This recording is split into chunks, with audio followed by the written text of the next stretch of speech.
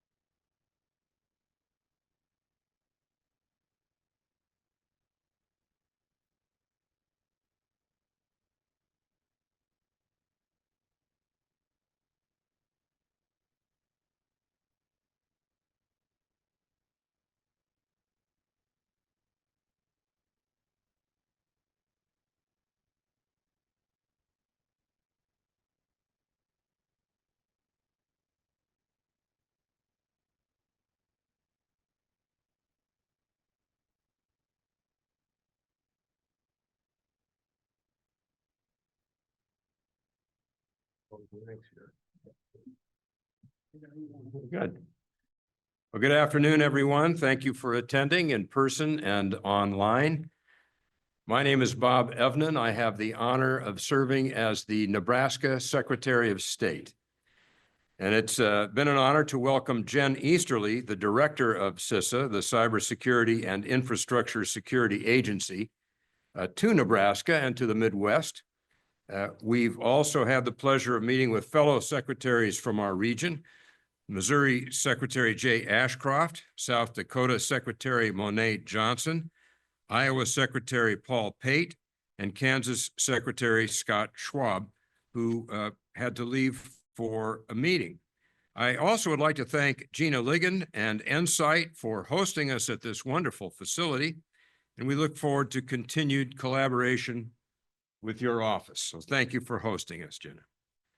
The Midwest region is the suitable setting for this election security summit because our states are appropriate examples of how elections can be operated securely and safely.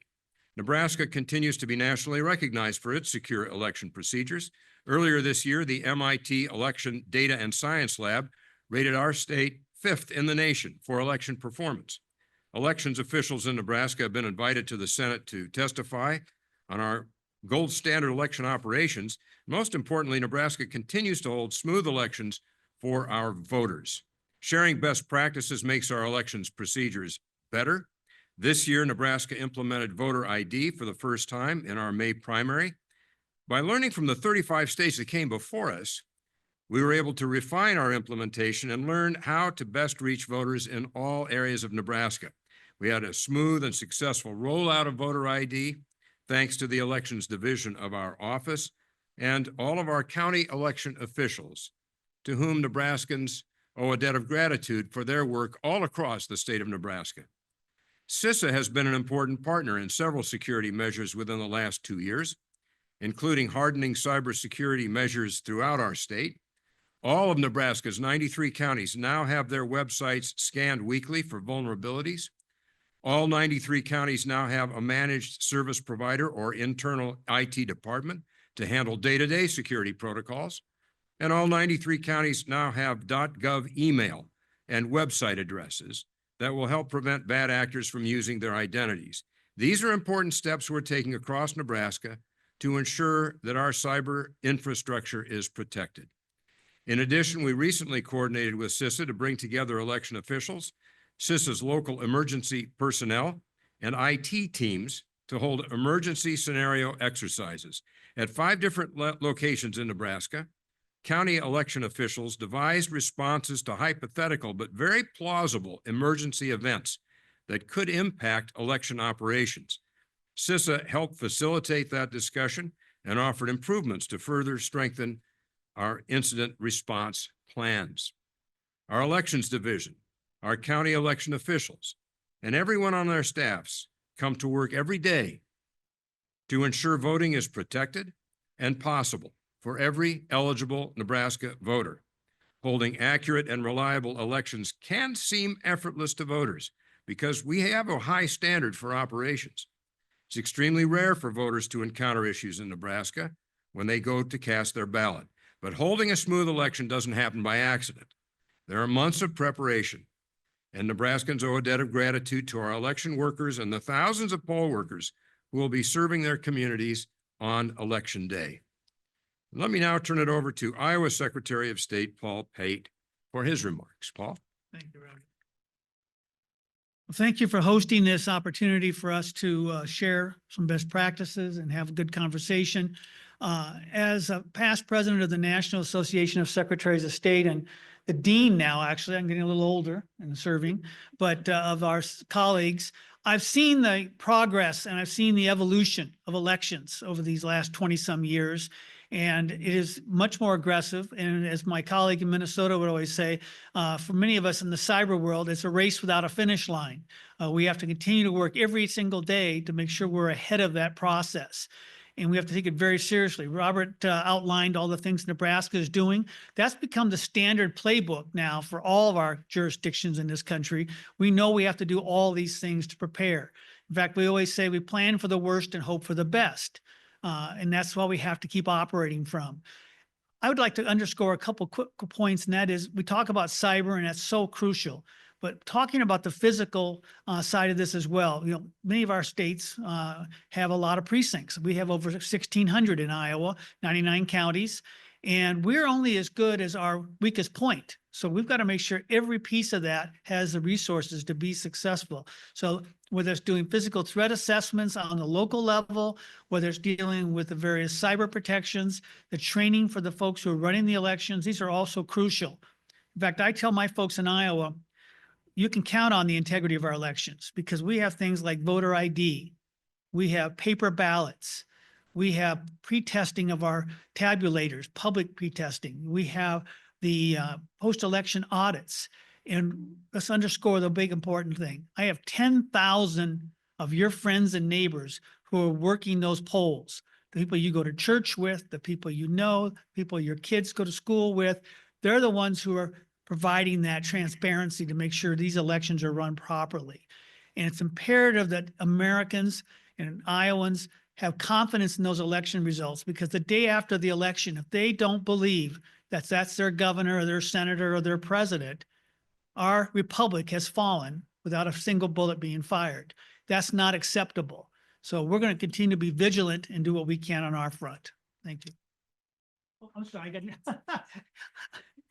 inside joke. I apologize. I get the pleasure of introducing my good colleague from the South, Jay Ashcroft, the Secretary of State from Missouri. Let me just reiterate some of the things that Paul said. Really appreciate, Bob, you doing this, appreciate CISA being not just a part of this, being a main component of this, appreciate the university and all that you do.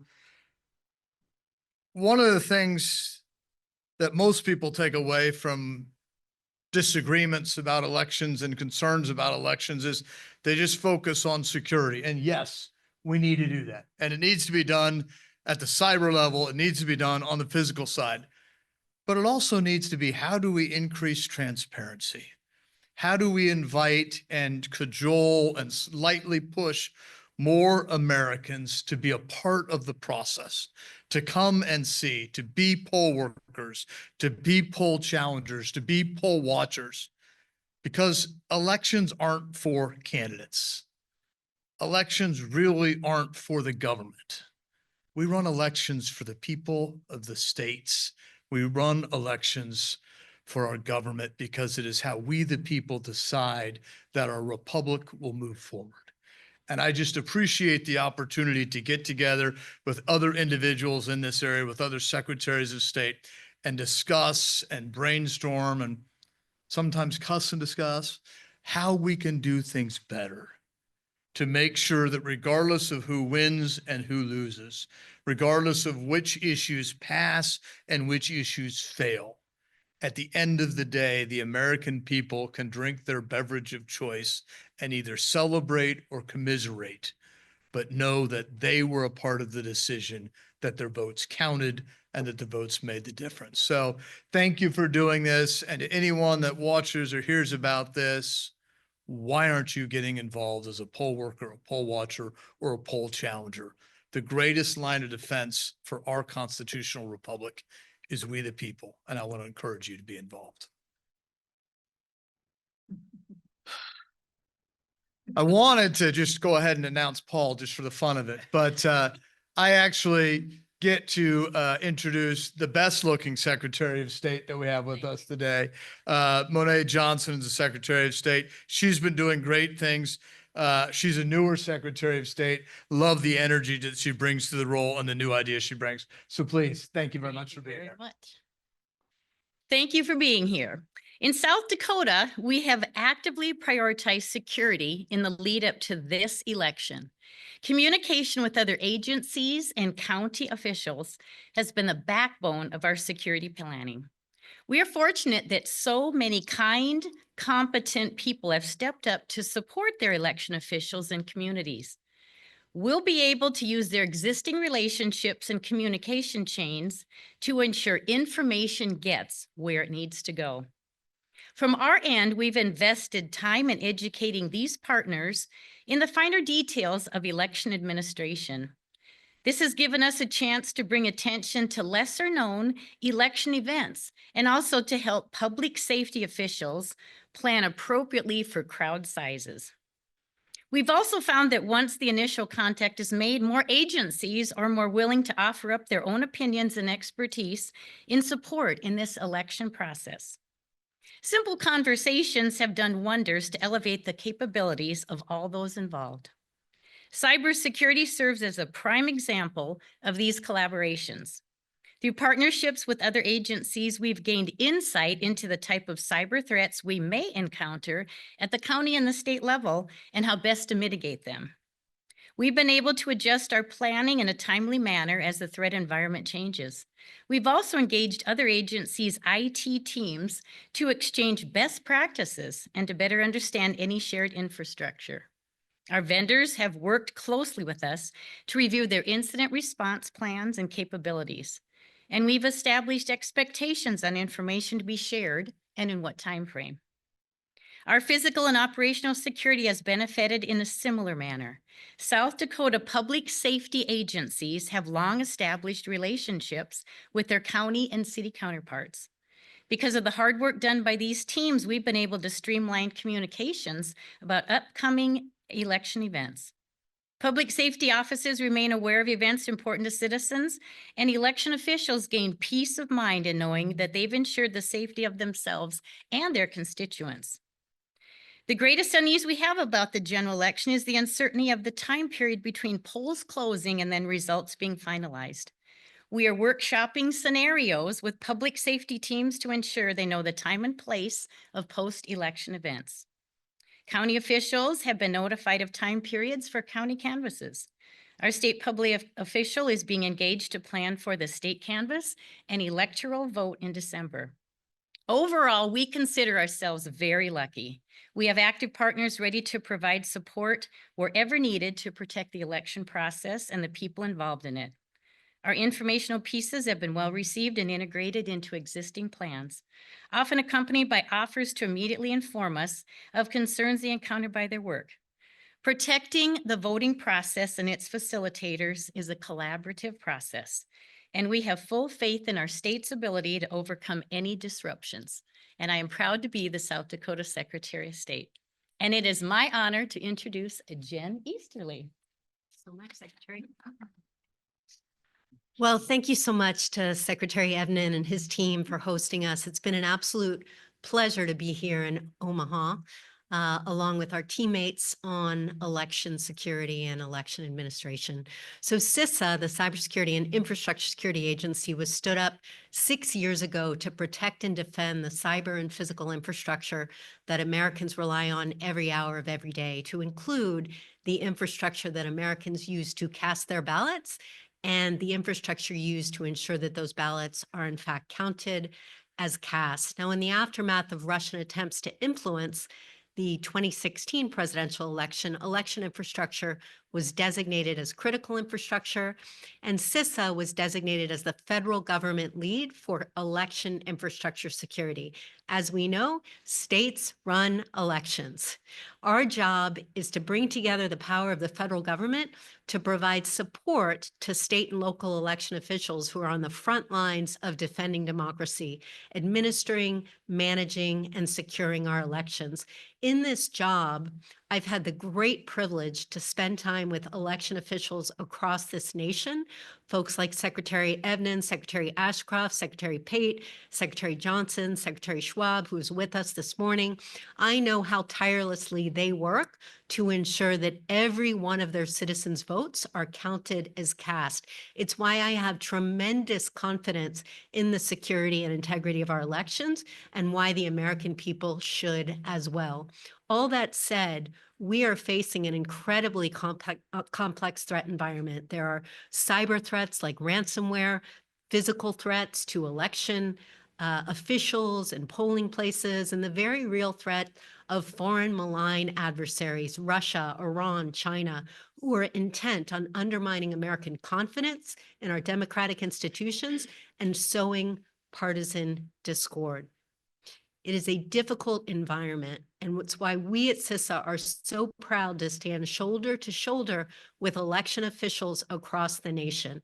Since the beginning of this election cycle, we are providing more resources in more jurisdictions than ever before. 700 cybersecurity assessments, over 180 tabletop exercises to work through various scenarios, 440 training sessions that have reached tens of thousands of election workers. We are really proud to be able to work with the election officials and to be able to enjoy their trust in taking advantage of our voluntary no-cost services, our information, and our training. At the end of the day, we know that elections will be safe, they will be secure, they will be free, they will be fair, but there will be things that go wrong. And it's important in particular for the media to be aware of that. Power could go out. Somebody will forget a key to a polling place, so it opens late. There could be a ransomware attack on an election office. The good news is these disruptions, while problematic, will not affect how votes are counted and how votes are cast. Moreover, election officials have been preparing for months and months and years to deal with these types of scenarios. They are prepared, they are ready. And again, I have tremendous confidence in our election officials, having seen all of the work that they've done to improve the security and resilience of election infrastructure. In closing, I would echo what Secretary Ashcroft says. If there are people who do not have confidence in the security and the resilience or the integrity of our election processes, please be part of that process. Sign up to be a poll worker. And moreover, if you have questions about the information that you're seeing, the people that you need to go to are your state and local election officials. It is a complicated process, but it is a transparent process. And your state and local election officials, like the secretaries of state behind me, are the authoritative subject matter experts that can help explain to you how your vote is secured and how your vote is counted as cast. In closing, I want to thank again Secretary Evenen and his team for hosting this, all the other secretaries for being part of this. It was terrific feedback this morning, and it is my great pleasure to introduce the Director of Insight, Dr. Gina Legun, who very graciously hosted us this morning. So thank you.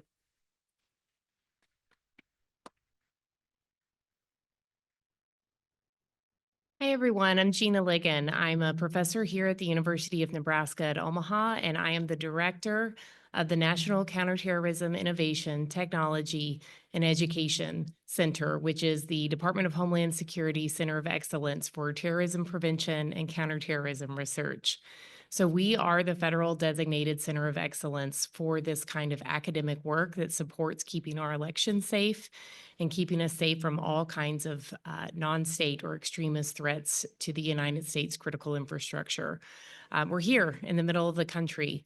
And so we wanted to convene Secretaries of State, Director Easterly here because we see our role as part of a team sport, collective defense, and making sure that all of us, our students here at the University of Nebraska, the researchers across our consortium with 38 partner universities, are all doing research on not only what threats we have seen in the past, but what are the emerging threats that we haven't seen yet that could materialize. And so this morning I got to share some of that research with the secretaries to talk to them about the active research projects that we have going on at Insight about terrorist use of emerging technology, threats to election workers, American susceptibility to conspiracy theories, and ways to be able to assure the ballot process is counted through risk limiting audits. We have a wide portfolio, all looking at ways to keep our elections safe. And it's been an honor to host these state and federal partners here. And we had industry partners here last night to learn about how we can all be part of this team sport that is election security. So thank you so much for being here. And I will turn it over to Erin to be able to manage questions, or Jackie, sorry. Questions in the room, if anyone has any, just please remember to state your name and your news outlet. And I should have said this off the top, but we do have a hard wrap of 1:30. So.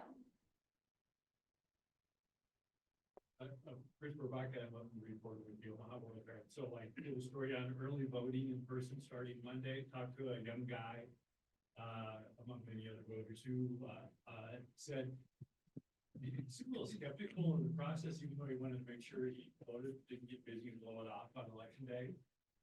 And he just said, I want to be sure that now that I put my ballot in, it's going to get counted right and not going to be any funny business. What would you say to a guy like that? This is yours, if you want. It's yours.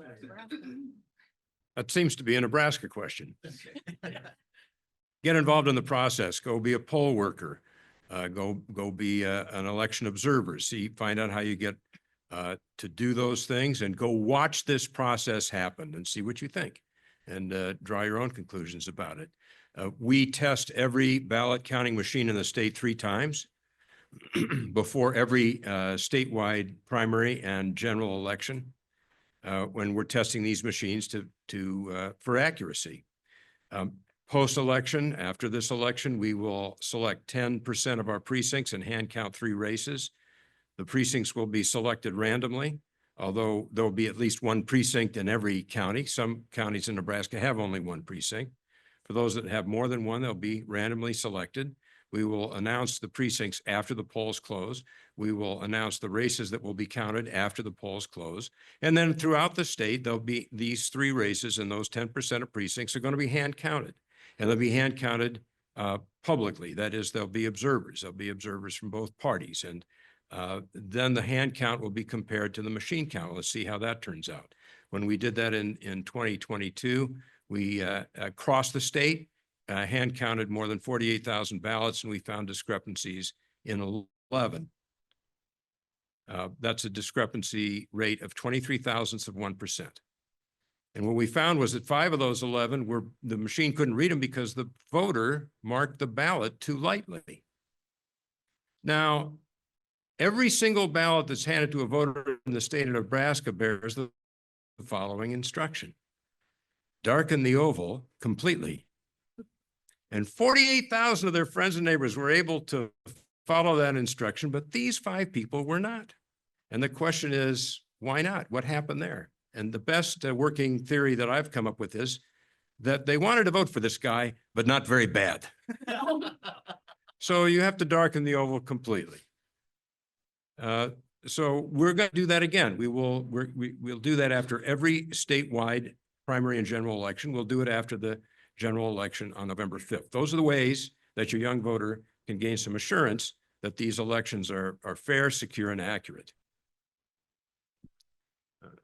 Now, there was one other thing that I left out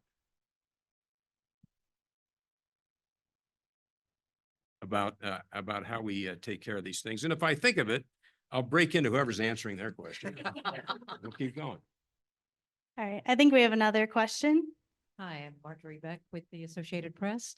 I think I would direct this to Secretary of State Evenen, since I'm in your state. Why did you find it necessary this year to have this type of summit informing people that elections are safe and fair? Well, why do we have this summit? Why did we say we wanted this summit this year? Well, why not? Election security is not static. Election security is not a one and done deal. Election security is dynamic. The challenges to elections are dynamic. And if you're going to continue to address these dynamic challenges to elections, then you do so in a dynamic fashion. It seemed wise and appropriate this year to convene this summit, and I expect we'll be doing this again in the future as well. I think we have a question in the back. Hi, I'm John Grinvalds with 1011 News in Lincoln.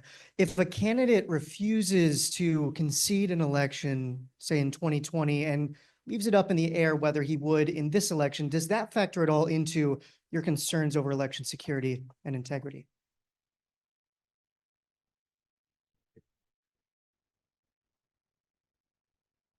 We're not here to serve candidates. We're here to serve the people of this country. Candidate and issues will run their elections how they want to. We're here to administer election and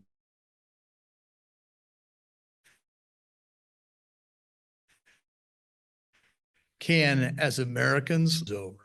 So if you are worried about how a candidate or multiple candidates or whatever act,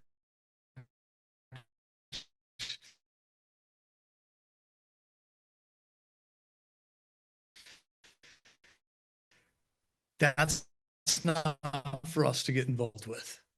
And the Better Party also got ballot access. I want to add them.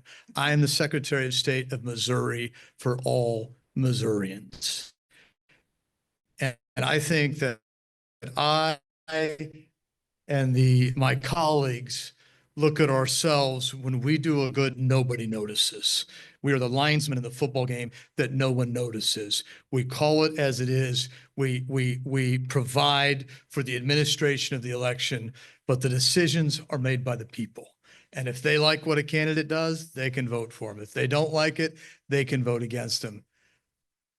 In my official capacity, that's none of my business. My business is to make sure that you're if you're a legally registered voter in my state, you have accessibility to vote, the security in the election so you can know that your vote will count and not be discounted by illegal occurrences, and that there can be credibility. So whether you win or lose, when all is said and done, you can know that what was done appropriately.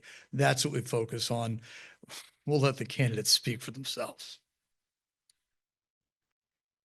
I just add one thing, just from a national level, just to your point on the security of election infrastructure. I do think it's important to note the massive progress that's been made over the past couple of years by election officials across the nation, so that the results, once they are official and certified, why Americans can trust them. If you look at the fact that over 97% of registered voters will cast their ballots in jurisdictions where there is a paper record that can be verified by that voter, that can be used to count and recount and ensure accuracy if there is a very close margin of error, that's hugely important. It's important for the American people to know that the machines that they use to cast their ballots are not connected to the internet. So very, very hard for malicious cyber actors to be able to get into those systems, nearly impossible. And then also important to know that election officials have developed multiple defense in depth layers, technological, physical, procedural,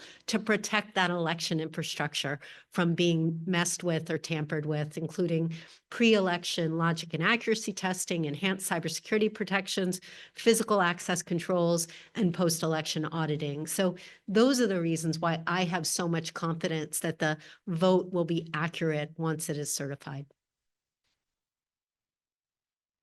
I'm Brian Beach with Nebraska Public Media, and I know a concern some voters have is why it takes so long for these results to come in, or even just at the presidential level, that it could take up to a week, knowing that I guess in India, they counted up 640 million votes in a single day. I guess, can you speak to sort of why this process in the US maybe takes a little bit longer than in some other countries?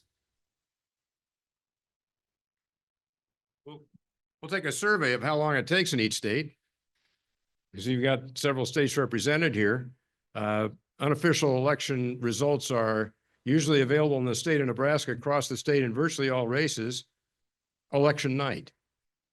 But there are provisional ballots that have to be reconciled for a week, for the week following the election. And then the election is certified shortly after that. So we're doing pretty well. And I can't speak to India. Don't know about the situation in India, but we have our unofficial results on election night. In virtually every election, I anticipate that we'll have that this year as well. I agree with what Robert just shared with you. Most of us do have them on election night, the unofficial results.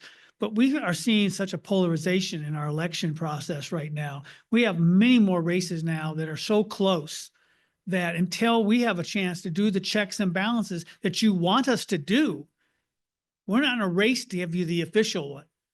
So if it takes us a week, then it's better to give you the accurate number than to jump ahead.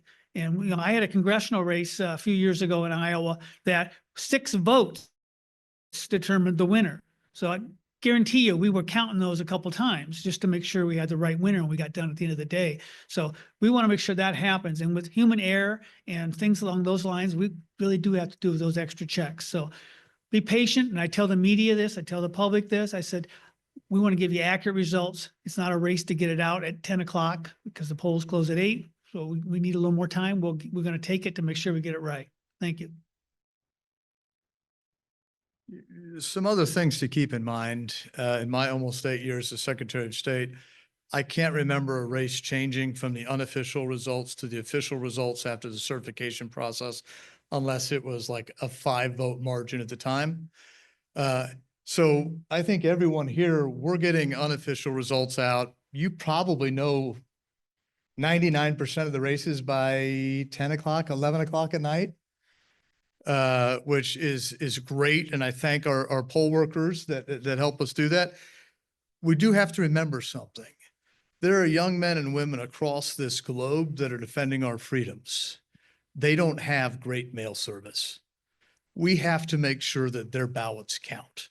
So under federal law and state law pursuant to that, there are a handful, generally speaking, sometimes more depending on your jurisdiction, of overseas military voters that have to postmark, have to have that sent before the election. But there are a handful of ballots that we can sometimes get by Friday at noon after the election. And I believe in getting quick results out. My colleagues do, but we all believe in getting it right.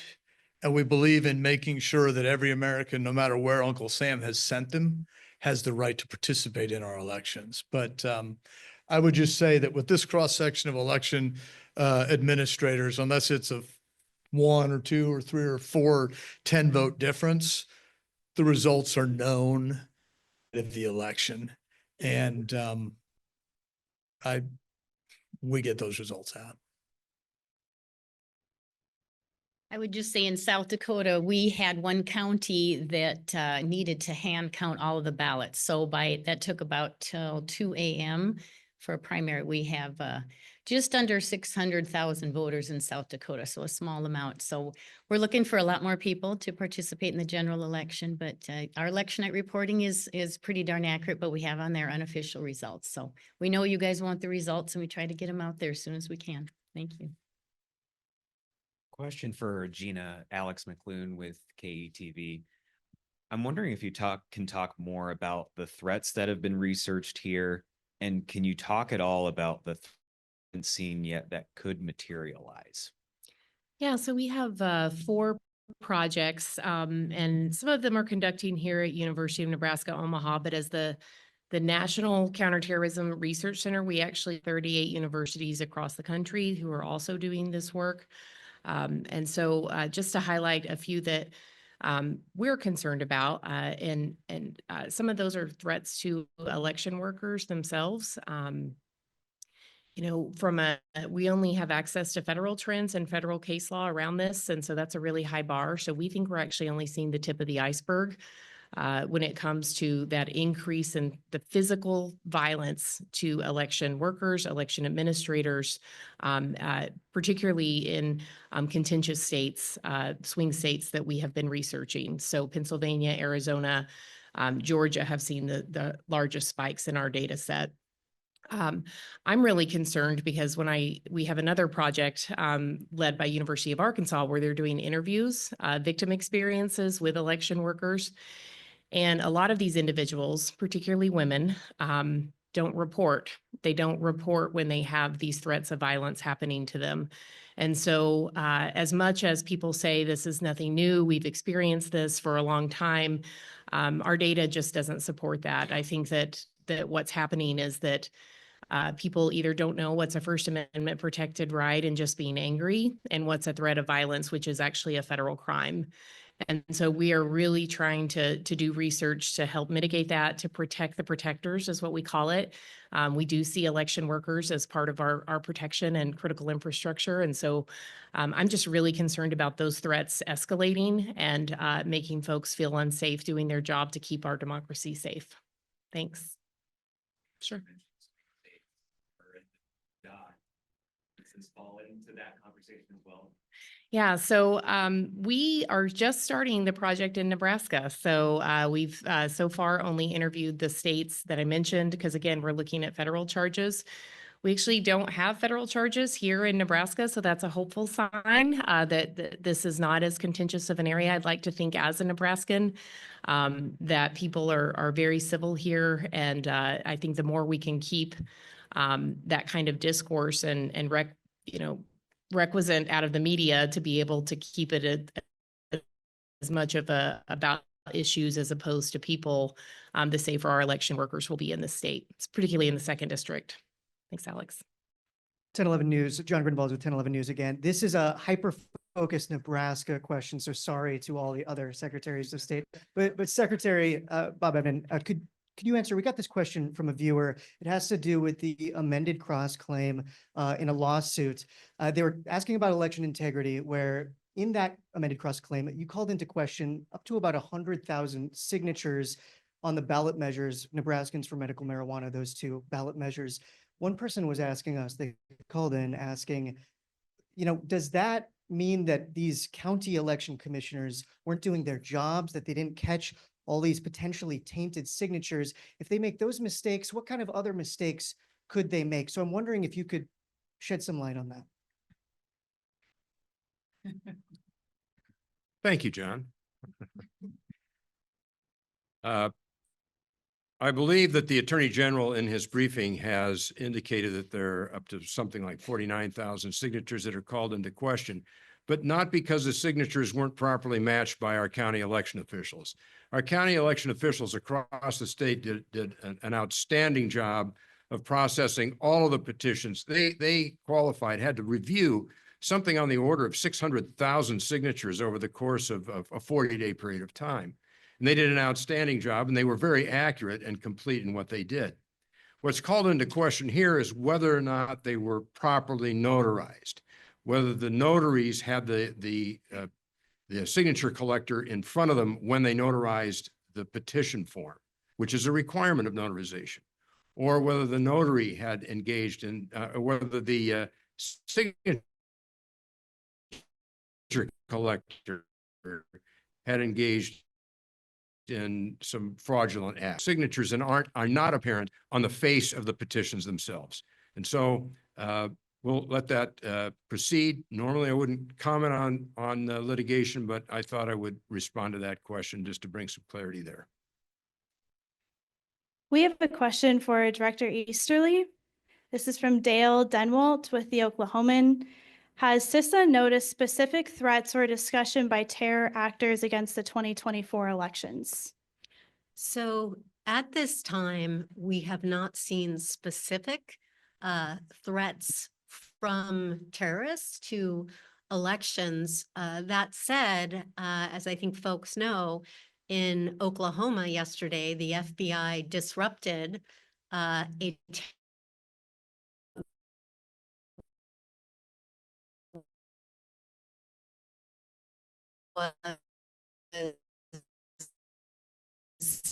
apparently that is really the first indication that we've seen the potential for a terrorist threat to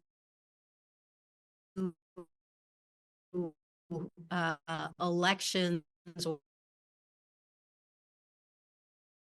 or around a Federal Bureau of Investigation, the full range of threats, whether that's a cyber threat, a physical threat, threats of foreign malign influence and disinformation, and certainly threats from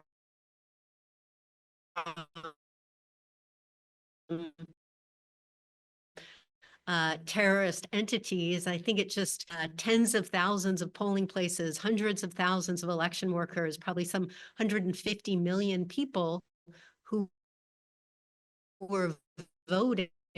And so there could be a full range of threats, that's physical security assessments, providing de-escalation training, providing anti-active shooter training to make sure that election officials are prepared for the full range of threats. All that said, I think that disruption that happened yesterday is an isolated case. Of course, if there are other things that we are seeing from the terrorist landscape, we will ensure that election officials are apprised of that. Another question from Julian Barnes from the New York Times, and we only have 5 minutes left, so this might be the last question. Is there any assessment that Nebraska is at any special risk of foreign influence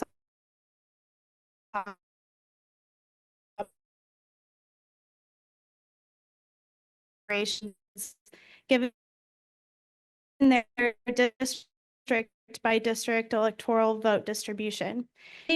So first off, and certainly I can turn it over to Secretary.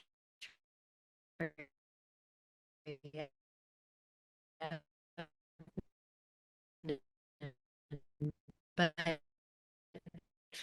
we have not seen you just brought up about the sort of split electoral votes. What I will say, though, is we've seen very clear indication that foreign adversaries remain a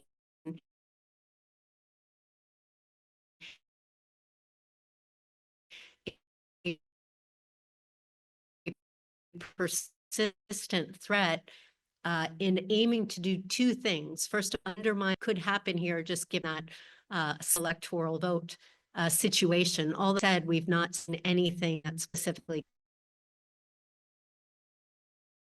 calls out Nebraska, and to Director Wayne Benna and our team to ensure that they are able to take advantage of all of the no-cost that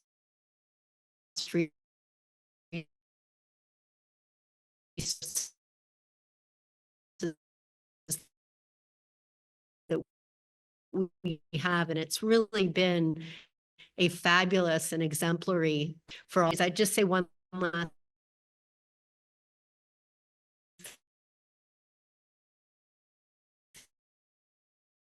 thing.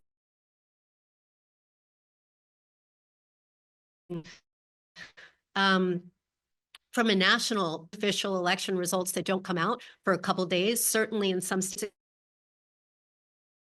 it could be very, very close.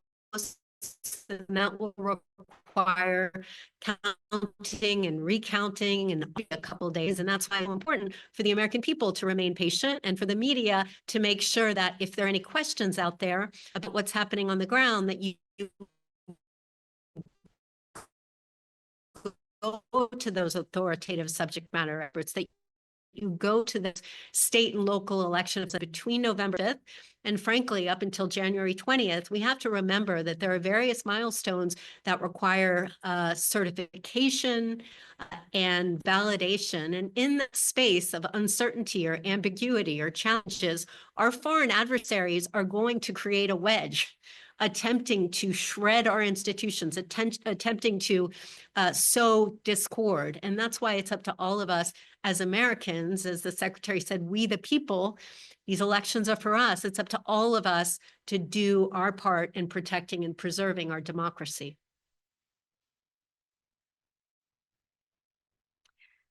Did anyone want to close with on the second question between the post-vote pre-certification time? What are states planning to do to push back against influence operations during that time?